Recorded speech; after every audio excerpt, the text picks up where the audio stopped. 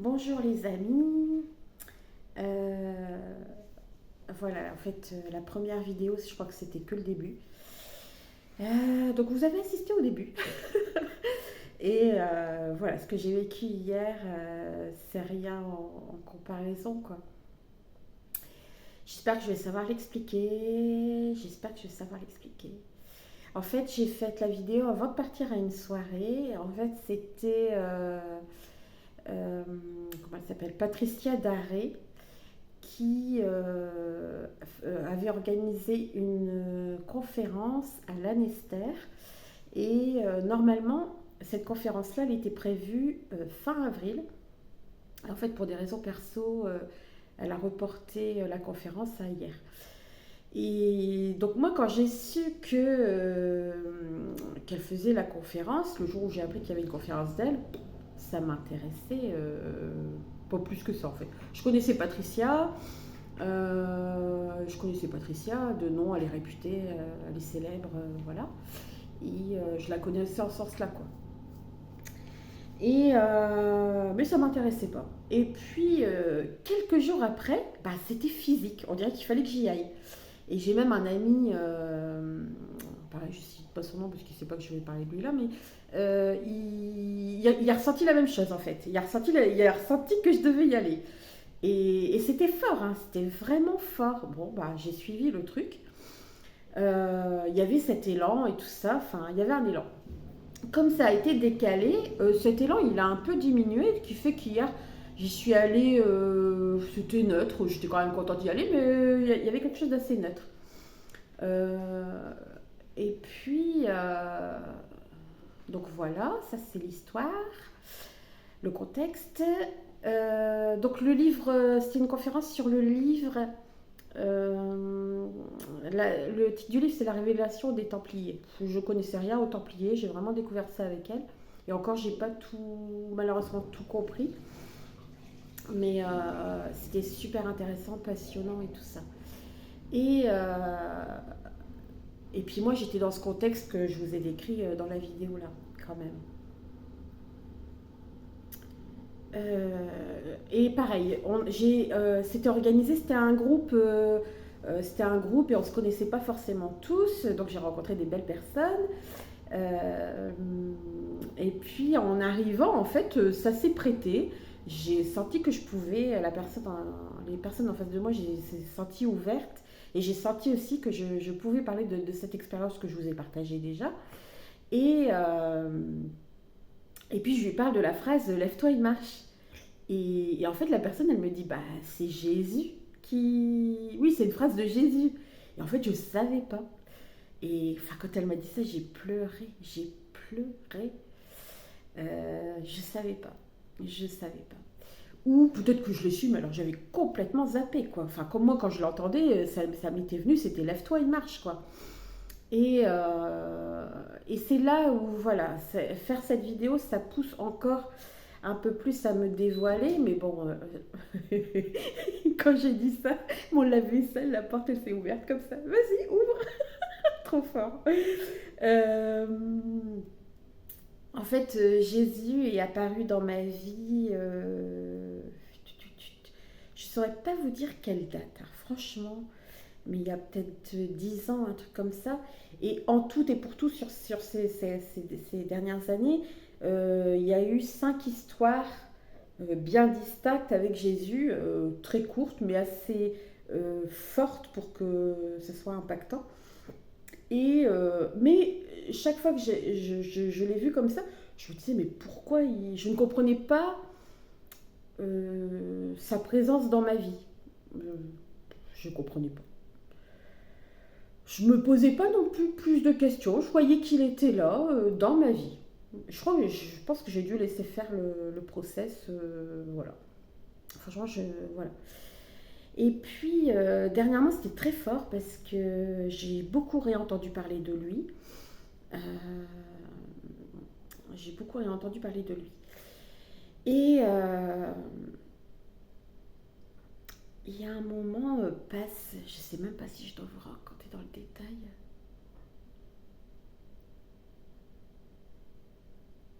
Ouais, non. Je demandais à l'intérieur, mais non. Euh, Parce que c'est pas le propos, hein, c'est pas que voilà, c'est parce que c'est pas le propos là. Et puis hier, donc Patricia commence sa conférence, j'écoute avec beaucoup d'attention.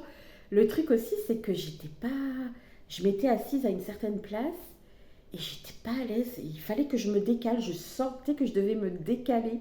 Et donc je demande timidement aux deux personnes qui étaient là, aux deux personnes du groupe, elles ont accepté et je les remercie. Et c'est vrai que je me sentais beaucoup mieux à cet endroit-là. Et puis peu 5 minutes après, je réalise qu'en fait, je suis pile poil en face de Patricia Daré. Pile poil en face d'elle. Donc elle fait sa conférence, elle parle, elle parle, elle parle. Et puis en fait, moi, pendant ce temps-là, je crois que j'étais en train de commencer à recevoir des messages. Et puis là, ça me parle de guérison à l'intérieur de moi. Et alors, à la fois, ça me guérit en même temps instantanément, et à la fois, ça me demande si j'accepte cette guérison complète, en fait. Et on m'envoie un message. Euh, et en fait, je reçois une guérison instantanée. Je pleure, du coup, je pleure. Je pleure d'autant plus que Patricia utilise des mots, je ne saurais plus vous dire lesquels, mais c'était des mots forts qui venaient me... Ça faisait ça. Et je pleurais encore plus. Puis j'étais super gênée. Je me dis, est-ce que je sors? Est-ce que je reste sur place? Mais sortir, je serais sortie devant tout le monde. Ça aurait fait encore plus bizarre. Donc j'étais là avec mon petit mouchoir. Là, j'étais en train de vivre une guérison. Une guérison. Et puis pendant qu'elle faisait sa conférence, moi j'étais en train de recevoir des messages. Ça me disait d'avoir la foi, euh, d'expérimenter ou de... Ça m'a pas demandé d'expérimenter, mais ça me demandait d'avoir la foi. Mais j'ai vu ça comme une nouvelle voie pour moi. D'avoir la foi, c'est... Je sais pas comment expliquer, mais...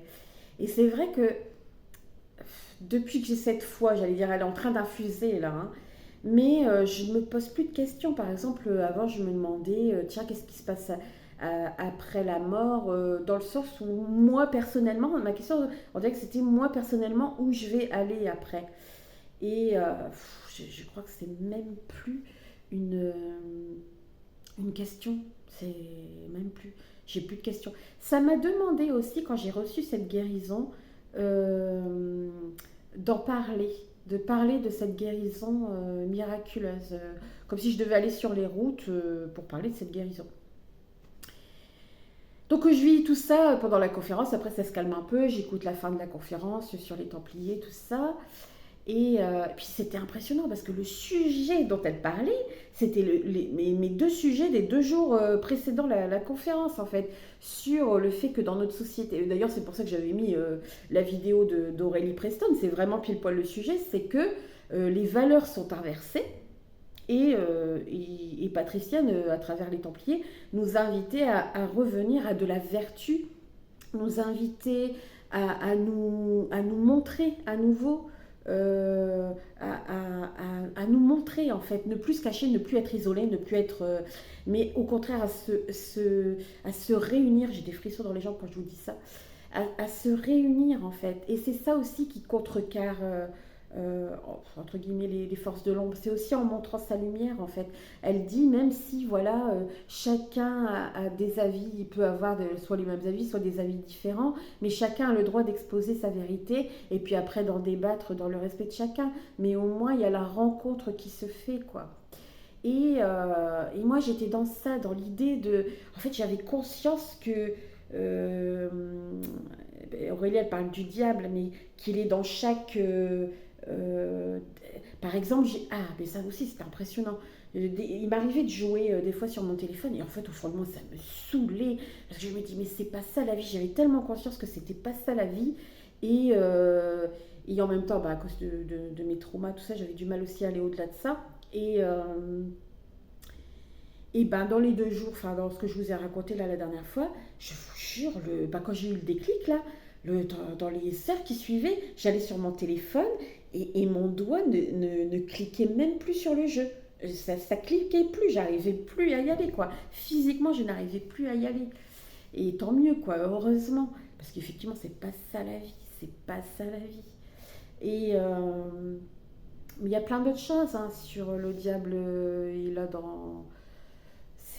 J'allais dire c'est des détails, mais effectivement, d'ailleurs, c'est ce qu'on dit. Mais on va pas parler de lui. Mais pour dire que je me disais, tiens, comment contrecarrer ça. Et aujourd'hui, j'ai la réponse. Je crois que c'est la foi. C'est la foi. Tout simplement, c'est la foi. Et donc c'était hier soir, j'ai dû m'endormir vers 3 heures du matin. Ah oui, j'ai pas fini, ouais. Parce que en disant ça, je me souviens à quelle heure je me suis levée, je vais vous raconter. Bref, la soirée se termine. Et puis mon ami, il était gentiment venu me chercher, puis il m'a ramené aussi. Donc on discutait dans la voiture. Et puis je lui raconte à nouveau hein, de façon un peu plus. Ah oui, non, c'est pas ça, même pas, excusez-moi. Avant ça, Patricia elle proposait une dédicace de son livre à la fin.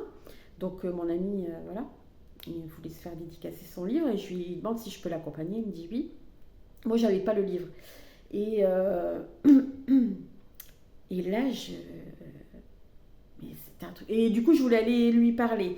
Je savais pas trop encore si je le faisais, si je le faisais pas, mais j'avais quand même. Ça a été tellement intense que j'avais besoin d'avoir au moins un mini retour là-dessus et ou au moins même son retour de lui partager. Bah tiens, là, je vais avoir une guérison instantanée quoi. Et, et c'est un truc de fou. C'est un truc de fou quoi. Et,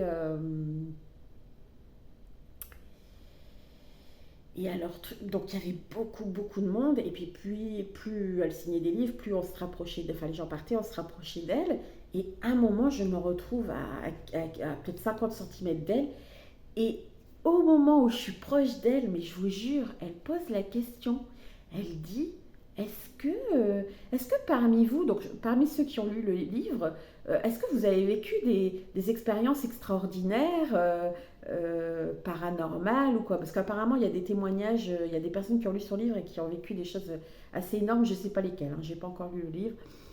Et, et donc je lui dis, moi, je lui dis, bah moi je viens de le vivre là. Et elle me regarde surprise. Je lui dis, ouais, ouais. Elle me dit là à l'instant. Je lui dis, oui, oui, pendant la conférence, donc j'avais un peu les larmes. Je lui dis, j'ai vécu une guérison instantanée et ça m'a demandé d'aller sur les routes pour témoigner de ça. Je ne sais pas encore si je vais le faire. De toute façon, si je dois le faire, enfin, ça se fera, je pense, naturellement, quoi. J'en suis pas là, mais enfin déjà là je témoigne devant vous hein, de cette guérison instantanée. Hein. Et enfin oui, la coïncidence qu'elle pose la question à ce moment-là, bref. Donc après, enfin je lui laisse, j'ai réussi quand même à lui laisser mes coordonnées parce que j'aimerais bien avoir un retour. Et puis donc on rentre et puis j'explique à mon ami, enfin je réexplique de façon plus posée ce que j'ai vécu à mon ami. Et puis je lui dis, ouais, puis pendant que je canalisais, j'entendais que je devais aller sur Bordeaux. En plus, j'ai un ami là, qui vient de Bordeaux, j'ai un autre ami qui vient de Bordeaux, qui est là sur Vannes pour quelques jours. Hein. Enfin bref. Et mon ami me dit, bah, code postal de Bordeaux, enfin ouais, de Bordeaux, 33. 33, quoi. Et il regarde, je dis, ah ouais. Enfin, et après, je rentre, je vais qu'à mes occupations, je regarde mon téléphone, minuit 33. Donc j'étais surprise, je l'envoie à mon ami. Et là, ce matin, je me réveille, 7h, donc je me réveille, je regarde mon téléphone, 7h33, pile, donc il était encore avec moi ce matin. Et puis, de quoi il m'a guéri? Je ne sais pas si vous vous êtes posé la question ou pas, mais d'un trauma, littéralement, d'un trauma que je me trimballe depuis une dizaine d'années, que je bataille plus ou moins avec ça en fonction des périodes. Mais je vivais dans quelque chose de l'ordre de la terreur quand même. Hein. Enfin, je veux dire, ça m'empêchait pas de vivre dans la grande majorité, mais il y a oui et non, quoi. Oui et non. Je pense que ça m'empêchait de m'occuper de moi. C'est comme si m'occuper des autres c'était facile, mais dès qu'il s'agissait de moi c'était un peu plus compliqué. Et puis j'étais dans une sorte de d'élan peut-être avec mes soins où je savais faire, il y avait cet élan-là naturel vers ça. Mais quand je suis arrivée à Vannes, j'ai vraiment senti que je devais prendre du temps pour moi en fait, vraiment me recentrer et puis combattre ça, combattre cette difficulté que j'avais à sortir dehors. Donc en fait, ce qui se passait, c'est que je sortais quand c'était obligatoire. Donc quand il y avait des rendez-vous, quand c'était le boulot, si pour mes amis, il fallait que ce soit quand même organisé dans le sens où il fallait que j'ai une date. Mais si c'était improvisé, si on me disait tu viens cet après-midi ou dès demain, on fait un truc, un peu à la dernière minute, tout ça, ça me... Là, c'était même pas la peine quoi. Ici, je sortais beaucoup avec mon vélo, ça m'aidait vachement, mais pareil que quand c'était obligatoire dans le sens où euh, soit pour faire les courses, soit pareil pour voir pour sortir voir des amis, tout ça. Mais il y avait ce côté obligatoire. Et dès que je voulais sortir juste pour marcher, impossible. Mais alors, depuis que je suis sur Vannes, par contre, la différence, c'est que ça me poussait à l'intérieur. Ça me disait, vas-y, sors, marche, vas-y, profite du soleil, vas-y. Enfin, et pour vous dire l'état dans lequel j'étais, c'est que j'ai un balcon. euh, Quand j'ai emménagé, là ça fait 7 mois que je suis dans mon appartement, quand j'ai emménagé, mais j'arrivais même pas à aller sur mon balcon, vous imaginez. Enfin, j'ai fait une séance d'hypnose avec une hypnothérapeute qui s'appelle Sophie Leroy. Et avec elle, en une séance, j'ai réussi à aller sur le balcon, hein. Ça a été efficace, alors que ça faisait des années que je cherchais une solution à ça, quoi. Et je vous avoue que ça m'émeut un peu de parler de ça. Pareil, hein, c'est assez intime. Euh, voilà, bon bref, guéri de ça en j'allais dire en une nuit, mais c'est instantané, c'est en quelques secondes, parce qu'une fois que j'ai dit oui, euh, oui, je vais être guérie. Déjà, j'avais l'impression que c'était plus ou moins fait. Et puis, j'entends t'es guéri. T'es guéri. Ok. Et puis, voilà, quand tu vis ça, tu te dis. Enfin, c'est bizarre parce qu'à la fois, tu sais que t'es guéri. Tu le sais à l'intérieur que t'es guéri. Tu le sais. Mais après, bien sûr, c'est les jours d'après qui vont venir confirmer. Confirmer. J'ai vécu une agression, en fait, hein, d'une extrême violence. C'est ça qui fait que je n'arrivais plus à sortir. Et où j'ai failli mourir. J'ai cru que ce jour-là, j'ai cru que j'allais mourir. Euh, enfin, voilà, bref.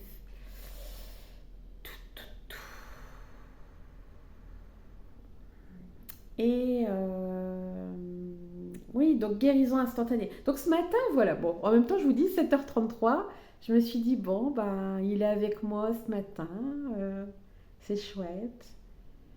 Et, et qu'est-ce qui s'est passé? Oui, du coup, bon, je rentre chez moi ce matin et tout. Et puis après, j'étais en bas, j'étais en train de jeter des trucs et tout, dans le local poubelle. Et puis j'entends à l'intérieur de moi, bah va marcher un peu. Le truc que j'arrivais pas à faire depuis des années, hein, de sortir spontanément et de marcher. C'est pour ça que j'ai fait la vidéo tout à l'heure. Maintenant vous savez.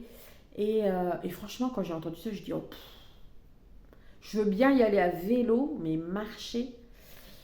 Et, euh, et en même temps, bon voilà. Et puis je monte, je prends l'ascenseur, je monte chez moi, et je m'assois, et puis je sais pas, c'était physique. Il fallait que je sorte et que j'aille marcher. Du coup, c'est ce que j'ai fait. Mes premiers pas. Et pareil, hein, comme hier quand je vous racontais, je ne sais pas combien de temps l'effet dure. Euh, je sais, enfin, quand je dis ça, c'est dans le sens, est-ce que ça va être toujours aussi naturel ou est-ce que c'est quelque chose qui s'entretient? Aurélie, quand elle, c'est pour ça que je la comprends, Aurélie. Parce que elle est. Alors, j'ai pas son engouement, mais à l'intérieur, c'est quand même assez fort.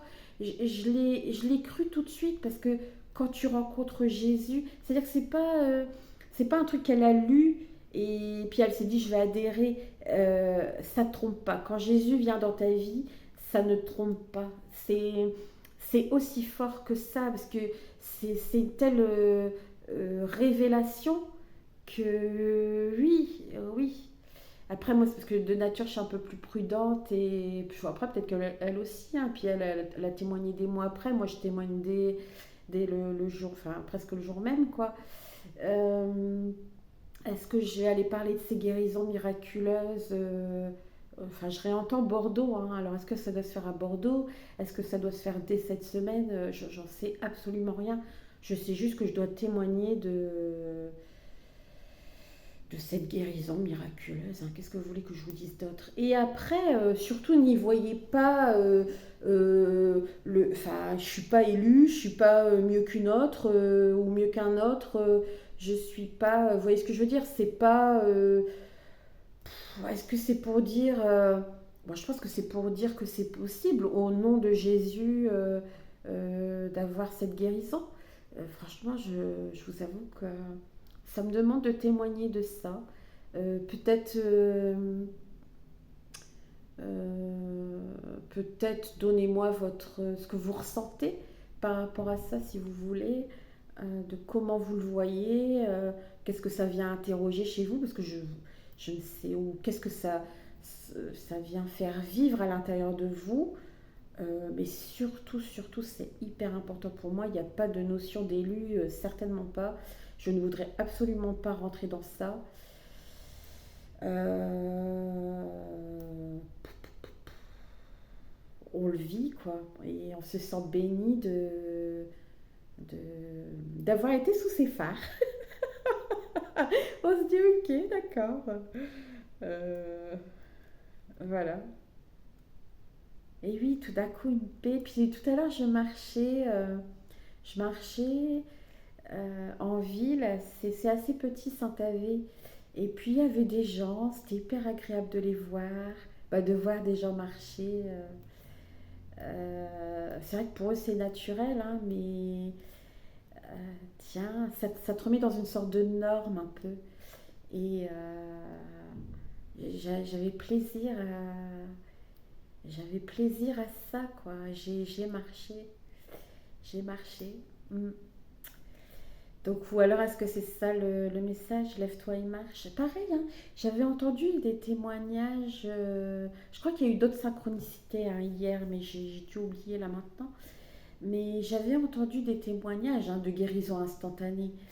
Et puis à l'époque, je me disais, alors j'y croyais, il y avait l'idée que j'y croyais quand même, mais je me disais, oui, mais la personne qui était malade, par exemple, assise sur son fauteuil, par exemple, son fauteuil roulant, je me dis, il y a tout le mental qui vient, ou toute la...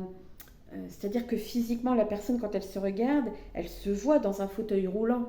Et puis, on se dit, mais attends, il suffit de dire lève-toi et marche, et puis la personne, elle se lève, elle marche. Enfin, euh, mais quand c'est au nom de Jésus, quand il te dit lève-toi et marche, bah apparemment tu te lèves et tu marches. Je sais pas s'il faut le faire imprimer sur un papier, puis je sais pas si vous traversez quelque chose de difficile ou pas, mais euh, peut-être que vous saviez mieux que moi pourquoi il fallait que je transmette ça, quoi. Je vous fais des gros gros bisous. Je ne peux que vous souhaiter cette paix, mais vraiment dans votre cœur, dans votre être, dans toutes les parties de vous qui ont besoin de cette paix. Et qu'est-ce que ça fait du bien de plus poser de questions. Et là, aujourd'hui, j'avais besoin de le faire en intérieur, dans un endroit calme, sans qu'il y ait les voitures. Et voilà, quoi. J'ai quand même hâte, hein, bizarrement, ouais, d'avoir vos retours. D'avoir vos retours, ouais, si vous voulez, hein. Mm. Allez, je vous souhaite une bonne journée, les amis. Un gros bisou.